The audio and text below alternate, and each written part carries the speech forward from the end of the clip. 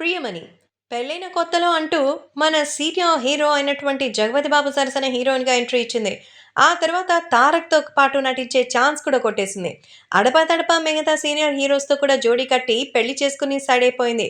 ఆ తర్వాత 'ఢీ' అలాగే ఇంకా కొన్ని బుల్లితెర షోస్‌తో రీ ఎంట్రీ ఇచ్చిన 'పిల్లుమణి' ఇప్పుడు మళ్ళీ కూడా రీ ఎంట్రీ ఇస్తూ అదరగొట్టేస్తోంది. వెబ్ సిరీసు, సీనియర్ హీరోస్‌తో మరి ఎంతో చక్కగా వైఫ్ క్యారెక్టర్‌లో అయితే మరి ఎంతో అద్భుతమైనటువంటి మరి గ్లామర్‌ని ప్రదర్శిస్తోంది. అయితే ఇప్పుడు 'ప్రియమణి' దర్శకుల్ని సంతృప్తిపరచడమే తన పని అంటోంది. ఇంతకీ ఏంటా విషయం అన్న విషయానికొస్తే ఆమె నటించిన 'Bhama Kalapam' second part release అవుతోంది.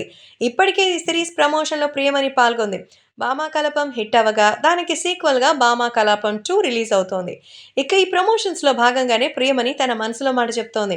ఎన్నో క్యారెక్టర్స్ చేశాను కానీ తనకి కొన్ని పాత్రలు చేయాలని కోరికగా ఉందని చెప్తోంది. నాకు వెంకటేష్ గారితో కలిసి నటించాలని ఉండేది. ఆయనతో ఏదైనా ఫంక్షన్‌లో కనిపించినా నేను నా మనసులో మాట చెప్పేదాన్ని. అలా నా కోరిక 'నారప్ప' సినిమాతో నెరవేరింది.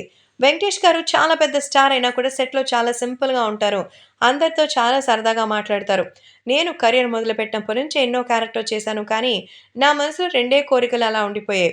పూర్తిగా కామెడీ చేసే పాత్ర చేయాలనుంది. అంతేకాదు బాగా పవర్‌ఫుల్ నెగెటివ్ క్యారెక్టర్‌లను చేయాలనుంది.